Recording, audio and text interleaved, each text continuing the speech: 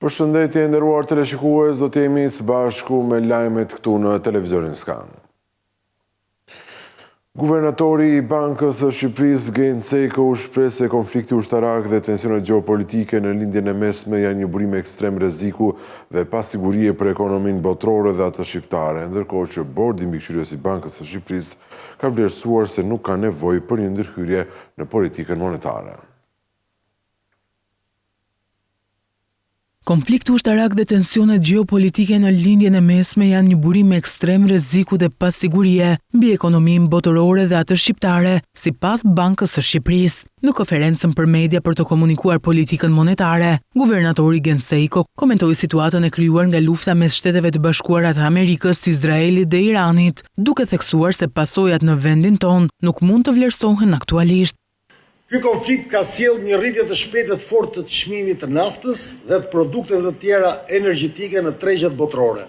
Kozgjatja, intensiteti dhe kanalet indirekte të transmetimit të kësaj goditje në ekonominë shqiptare janë të vështira për të vlerësuar me një shkallë të pranueshme sigurie për momentin. Gjithsesi, zgjatja në kohë dhe rritja e intensitetit të këtij konflikti mund ta shndrojë atë në një goditje serioze oferte, të krahasueshme me atë që pasoi fillimin e luftës në Ukrainë gjatë vitit 2022. Në analogji me këtë episod, kjo goditje do të kishte pasoja negative në inflacion dhe në rritjen ekonomike të vendit në të ardhmen. Sipas guvernatorit, në tërësi zhvillimet ekonomike, monetare dhe financiare të muajve të fundit kanë qenë në linjë me pritjet e bankës dhe sugjerojnë se ekonomia shqiptare vijon të qëndrojë në një trend pozitiv zhvillimi.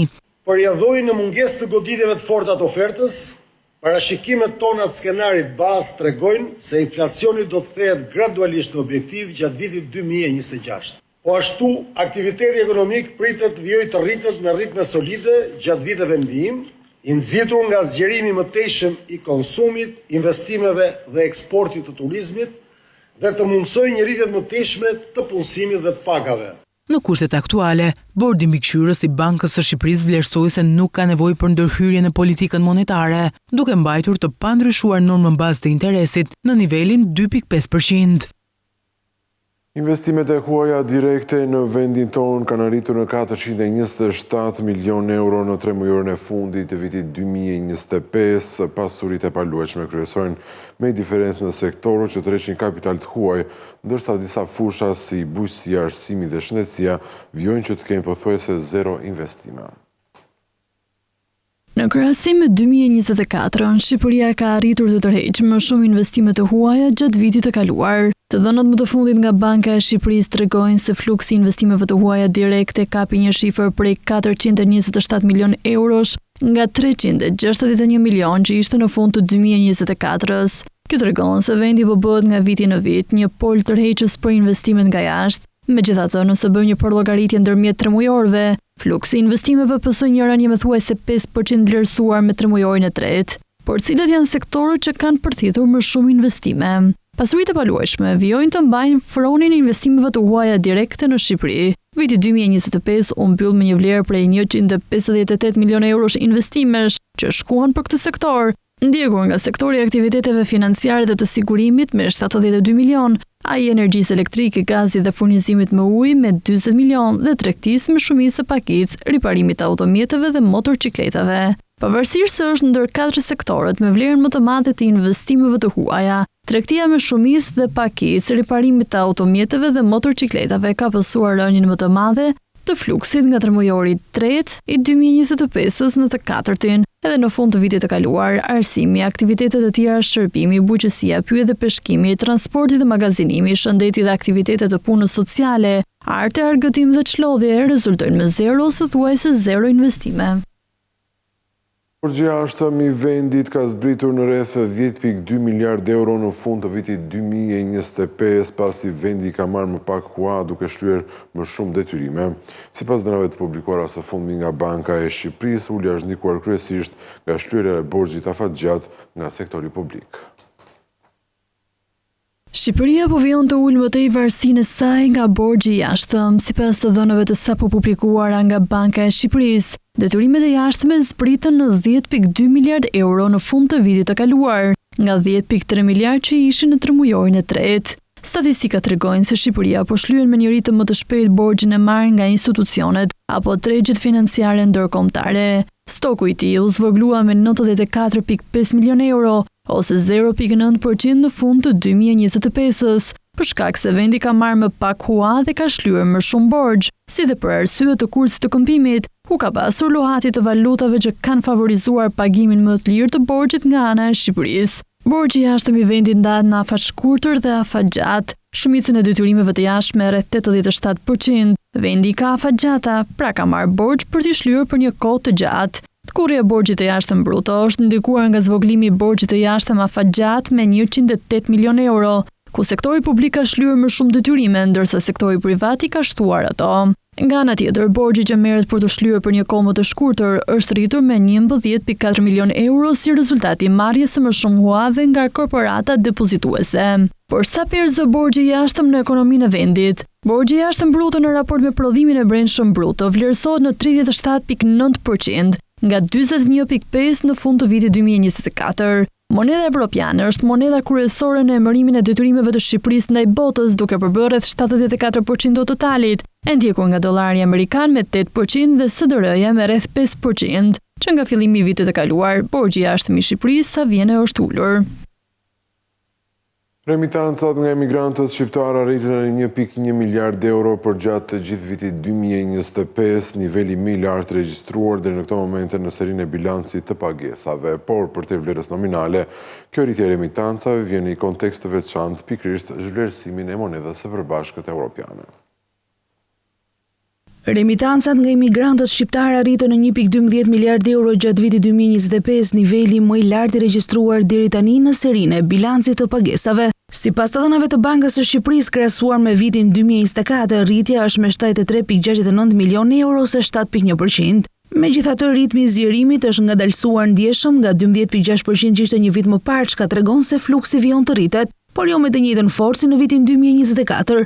Në plan afatgjat, tabloja mbetet e fortë. Krahasuar me vitin 2008, kur emitancat ishin 833 milionë euro, në vitin 2025 ato rezultojnë rreth 34.3% më të larta.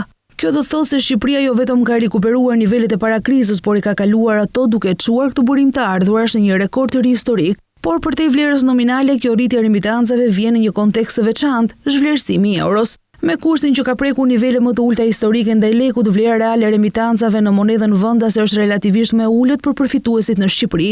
Pra edhe pse më shumë euro po hyn në ekonomi, fuqia blerëse e tyre është ndikuar ndjeshëm nga zhvlerësimi. Ky zhvillim krijon një paradoks, më shumë remitanca në euro, por më pak ndikim real për familjet shqiptare, veçanërisht ato që mbështeten tek këto dërgesa për konsum të përditshëm. Theksojmë se sipas të dhënave të Instat mbi emigracionin ndërkombëtar të publikuar pak muaj më përpara, remitancat përdoren pothuajse tërësisht për mbulimin e nevojave bazë, ku rreth 90% e familjeve i shpenzojnë për ushqim dhe shpenzime të përditshme. Nga ana tjetër 36% shkojnë për shpenzime shëndetësore dhe 30% për arsim, ndërkohë investimet produktive mbeten minimale me më pak se 2% të fondeve të orientuara drejt zgjerimit të bizneseve apo inputeve bujqësore. Lëvizjet në kufi u rritën për gjatë muajit të shkurtë të vitit 2026, por hyrjet e shtetasve të huaj mbeten pothuajse në vend numëros. Shifrat tregojnë se ritmi është zbutur ndjeshëm krahasuar me të njëjtën periudhë të një viti më parë. Të dhënat e Instat tregojnë se në shkurt të këtij viti në Shqipëri hyn 1.1 milion shtetas shqiptar dhe të huaj me një rritje prej 3.9% krahasuar me shkurtin e vitit kaluar. Por pas kësaj rritje totale fshihet një zhvillim i qartë. Ritmi i hyrjeve të shtetasve të huaj është zbutur ndjeshëm krahasuar me një vit më parë. Hyrjet e tyre u rriten me vetëm 0.03%, ndërsa për periudhën janar-shkurt shënuan një rënje me 0.7%. Në praktikë kjo do thotë se fluksi i huajve është pothuajse në stagnacion krahasuar me të njëjtën periudhë të një viti më parë. Ndryshe paraqitet situata për shtetasit shqiptar të cilët mbajnë peshën kryesore të rritjes. Në shkurt të këtij viti hyrjet e shqiptarëve u rritën me 7.6%, ndërsa daljet me 5.3%. Kjo tregon se zgjerimi i lëvizjeve kufitare këtë fillim vit nuk është nxitur nga një bum i vizitorëve të huaj, por kryesisht nga lëvizshmëria më e lartë e vizit shqiptarëve. Goditja më e madhe në shifra totale vjen nga tregu europian që mbetet burimi kryesor i hyrjeve në vendin tonë. Për gjatë periudhës janar-shkurt hyrjet nga Europa ranë me mbi 9.000 krahasuar me një vit më parë. Rënje pati sidomos nga Europa qendrore dhe lindore, Europa perëndimore dhe Europa lindore e mesdheu, ndërsa vetëm Europa jugore shënoi rritje. Kjo tregon se zbutja e ritmit nuk lidhet vetëm me lindjen e mesme, por me një ngadalësi më të gjerë të disa tregjeve hyrëse. Megjithatë, ndikimi i konfliktit në lindjen e mesme vështirë se mund lexohet i plot në statistikat e shkurtit, pasi përshkallëzimi i fundit nisi vetëm ditët e fundit të muajit. Kjo do të thotë se efekti mbi udhëtimet, rezervimet dhe vendimarrjen e vizitorëve ka më shumë gjasa të reflektohet në të dhënat e marsit sesa në ato të shkurtit. Me një vlerë për rreth 8.8 milion euro, Banka Evropiane për Ndërtim dhe Zhvillim ka nënshkruar kontratën me një konsorcium për mbikëqyrjen e punimeve të rehabilitimit të hekurudhës së Vor-Hanihotit. Ky projekt me vlerë totale 368 milion euro është më të rëndësishmi në kuadrin e modernizimit të transportit hekurudhor në Republikën e Shqipërisë. Me një vlerë prej rreth 8.8 milion euro, Banka Evropiane për Ndërtim dhe Zhvillim ka nënshkruar kontratën për mbikëqyrjen e punimeve të rehabilitimit të hekurudhës Vor-Hanihotit. Kontrata është lidhur në datën 25 shkurt mes hekurudhës shqiptare si autoritet kontraktor dhe bashkimit të përkohshëm të kompanive nga Franca dhe Spanja. Konsorciumi kryesohet nga kompania franceze Suez Consulting në partneritet me Eptisa nga Spanja. Tenderi për mbikëqyrjen e punimeve në një prej investimeve më të mëdha hekurudhore në vend u hap në prill të vitit të kaluar, teksa mbikëqyrja do përfshijë të gjitha shërbimet mekanike dhe elektrike. Ndërkaq tenderi për rehabilitimin e kësaj hekurudhe aktualisht ka kaluar në fazën e dytë, që përfshin ftesën për kompanitë që kanë kaluar fazën e parakualifikimit të dorëzojnë oferta teknike dhe financiare. Autoritetet kanë konfirmuar se qëllimi është që fazat e mbetura të prokurimit të përfundojnë brenda 6 mujorit të parë të vitit 2026, duke e konsideruar vitin 2030 si ende realist për përfundimin e plotë të linjës hekurudhore. Ky projekt me vlerë totale 368 milion euro është ndër më të rëndësishmit në kuadër të modernizimit të transportit hekurudhor në vend. Ai bashkëfinancohet nga BERSH, Banka Evropiane e Investimeve dhe një granti nga Bashkimi Evropian. Punimet do përfshin rehabilitimin e rreth 120 kilometrave hekurudhë ekzistuese, duke mundësuar shpejtësi operimi deri në 120 km/h. Inspektori përgjithshëm dashnor Sula mlodhi inspektorët rajonal të Inspektoratit Shtetëror të Punës në kuadër të reformës pikërisht në këtë sektor. Sula u ndal edhe në përgatitjen e strukturave për mbarvajtjen e sezonit të ri turistik. Këtë të mërkur, inspektori përgjithshëm në bashkërendim me Inspektoratet Rajonal të Inspektoratit Shtetëror të Punës zhvilloi një takim në kuadër të reformës së inspektimeve, ndërsa u ndal dhe në krijimin e një portali për ankesat e qytetarëve. Ne do ngrejmë si Inspektorati i Përgjithshëm një portal së shpejti dhe ky portal do ketë mundësi që çdo qytetar, çdo inspektor, çdo person që të sinjalizojë dhe të jetë në formë një sinjalistike për problematikat që janë në terren, që janë në përditshmëri. Pra nuk do të jenë vetëm sytë e inspektorëve, po edhe sytë e qytetarëve, të 1 qytetari, të 10 qytetarëve, 100 qytetarëve, 100.000, 1 milion qytetarëve. Është pa diskutim punë e madhe për ne, është pa diskutim lodhe, por stafi i Inspektoratit Përgjithshëm do ta përballojë. Me pa diskutim. Unë shikoj dhe sot që ka momente, jo për inspektoratet e juaja absolutisht ka ardhur, por kanë ardhur informacione dhe vinë mesazhe nga qytetarë dhe nga njerëz të tjerë për problematika të saktuara, që qëndrojnë, që janë të vërteta dhe që do duhet verifikohen, pa diskutim. Sula u ndal edhe në përgatitjen e strukturave për mbarvajtjen e sezonit turistik. Do duhet që të përgatitemi për sa përket sezonit turistik. Sezoni turistik është jashtëzakonisht i rëndësishëm dhe gjithë e dimë që ka një ndikim të jashtëzakonshëm në buxhetin e shtetit, sepse të gjithë e dimë që numri i popullsisë duke pasur parasysh turistët qoftë të shqiptar, të kombit apo të turistët e huaj, katefishon apo pesfishon nuk e di edhe më shumë. Pra që do duhet që trupet e inspektimit do të jenë jashtëzakonisht të kujdesshëm që ne të marrim të gjitha masat përpara për të bërë të mundur që të jemi të gatshëm për periudhën e sezonit. Inspektori i KMT-s Afrim Qendro ka zhvilluar një takim me sipërmarrësit në sektorin e ndërtimit që ushtron aktivitet në territorin e Golemit, por edhe të Qeretit. Sipas tij nga kontrollet ka rezultuar se vetëm 2 subjekte janë në respektim të kritereve ligjore, ndërsa pjesa tjetër konsiderohet keq ose shumë keq.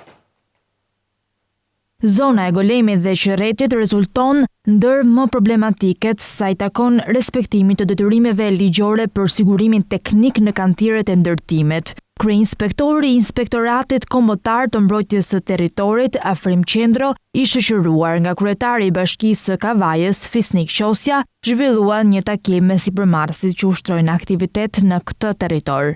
Nga kontrolli i parë janë kontrolluar 55 objekte, në të cilat vetëm 2 objekte dalin në përputhje me ligjin për sa i përket kushteve të plotësuara për sigurinë teknike në bazë të ligjit të ndërtimit. Që do të thotë 53 objekte janë në gjendjen keq dhe shumë keq. Të filloni të merrni masat dhe të rregulloni kantierët. Sipas tij, golemi bashkë me Qerretin dhe Kavajën shkojnë me qindra mijëra banor të përhershëm, por edhe turistë që vinë në zonë. Mëteja i kritikoi edhe performancën e Inspektoratit të Mbrojtjes së Territorit të Bashkisë së Kavajës. Në qoftë se ti do kishe bërë punën, nuk do ta kishim këtë situatë sot. Sepse është detyrë ligjore e jotja ta bësh këtë punë. Nuk ka nevojë të vi Inspektorati Kombëtar e të harxhoj gjithë energji dhe të bëj këtë takim. Është detyra juaj posaçme me ligj. Dhe duhet të jeni në lartësinë e detyrës për ta bërë këtë gjë. Kryeinspektori i Inspektoratit Kombëtar të Mbrojtjes së Territorit tha se gjatë javës së ardhshme do të rinisë kontrolli në këto kantiere për të verifikuar masat e marra. Procesi i integrimit po shoqërohet me ndryshime të reja në sektorin publik, ku fokusi do të jetë rritja e efikasitetit, forcimi i kapaciteteve njerëzore dhe përmirësimi i shërbimeve për qytetarët shqiptar. Përmes paketës së re strategjike, synohet një administratë më moderne dhe më përshtatshme me performancë dhe më afruar me standardet e Bashkimit Evropian. Administrata publike po hyn në një fazë më konkrete transformimi si pjesë e përgatitjes së vendit për anëtarësimin në Bashkimin Evropian. Në qendër të kësaj faze do të jetë zbatimi i strategjisë ndërsektoriale të reformës në administratën publike 2025-2030, i planit të veprimit 2025-2027 dhe i pasaportës së indikatorëve, një paket që synon jo vetëm modernizimin e administratës, por edhe përshtatjen e saj me kërkesat më të forta të procesit negociues me Bashkimin Evropian. Dokumenti parashikon që administrata të bëhet më digitalizuar, më transparente, më e matshme në rezultate dhe më orientuar drejt qytetarit. Në praktik, kjo do të thotë se në vitet në vijim priten ndryshime më të prekshme në mënyrën se si funksionojnë institucionet. Do të forcohet sistemi menaxhimit të burimeve njerëzore, do të rishikohen rregullat për performancën, ndërsa ofrimi i shërbimeve publike do të lidhet drejt për drejt me kënaqësinë e qytetarëve dhe me mekanizma të strukturuar. Po ashtu administrata do të punojë me instrumente vlerësimi në kohë reale, me synimin që politikat publike të korrigjohen më shpejt dhe mbi bazë prove. Një nga ristit më konkrete lidhet me mënyrën se si do të mbikëqyren institucionet publike. Dokumenti parashikon krijimin e një sistemi të detyrueshëm dhe të uniformizuar të mbikëqyrjes dhe llogaridhënies për institucionet e varësisë, të bazuar te rezultatet dhe performanca. Një tjetër drejtim është motivimi dhe mbajtja e kapitalit njerëzor në administrat. Dokumenti nënvizon se paketa e motivimit për nënpunësit publik e prezantuar mbi praktikat europiane do të vijojë. Si masa konkrete janë finalizuar fleksibilizimi i orarit të punës dhe përmirësimi i regjimit të pushimeve vjetore me synimin për të forcuar balancën punë-jetë private dhe për të arritur mirëqenien dhe angazhimin e nënpunësve. Përgatitja e administratës për standardet europiane po shoqërohet edhe me programe të reja leadershipi dhe teknologjie. Në kuadër të programit ekzekutiv 2025 janë certifikuar 67 drejtues të administratës publike. Këto lëvizje tregojnë se reforma nuk po shihet vetëm si ndryshim ligjesh, por edhe si përgatitje drejtuesve dhe administratës për një qeverisje më moderne. Deri në vitin 2025 janë hedhur edhe bazat financiare të kësaj faze të re. Reforma e pagave në administratën publike është rrish gjatë viteve 2023-2024. Ka kushtuar rreth 39 miliard lekë dhe ka përfshirë rreth 130.000 punonjës publik. Si rezultat, paga mesatare në administrat ka arritur në 1.050 euro nga 530 euro në fillim të vitit 2023. Agjencia Kombëtare e Punësimit dhe Aftësive ka vënë në dispozicion 6.500 vende të lira pune në gjithë Republikën e Shqipërisë. Qytetarët mund të aplikojnë online në mënyrë të shpejtë dhe të lehtë përmes portalit qeveritar puna.gov.al. Agjencia Kombëtare e Punësimit dhe Aftësive ka vënë në dispozicion 6.500 vende të lira pune në të gjithë vendin.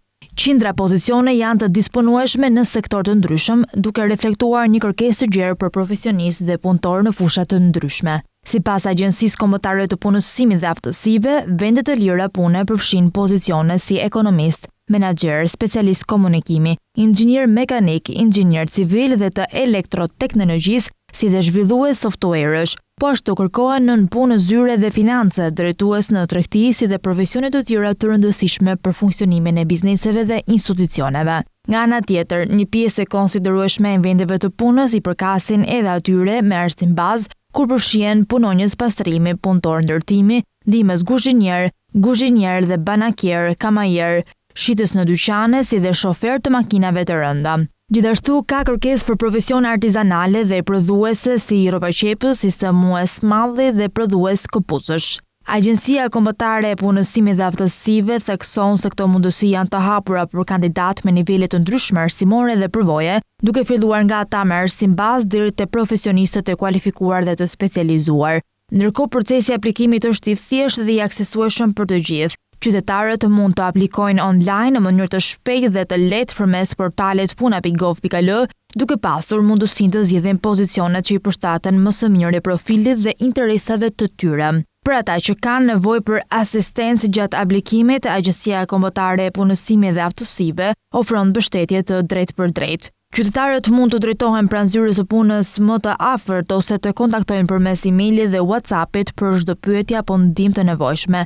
Kjo nismë synon të rrisë punësimin në vend dhe të krijojë më shumë mundësi për zhvillim profesional, duke lehtësuar aksesin e qytetarëve në tregun e punës. Në fund të këtij edicioni ju kujtoj se për më tepër informacion ju mund të klikoni edhe në faqen tonë të internetit skantv.al, ku do të gjeni gjithçka mbi ekonominë, bankat, sigurimet, tregjet financiare të tjerë. Gjithashtu mund të na gjeni edhe në Facebook, Instagram, YouTube dhe LinkedIn. Tu kemi përfunduar, unë ju falenderoj për vëmendjen. Bashkëmirëpafshim.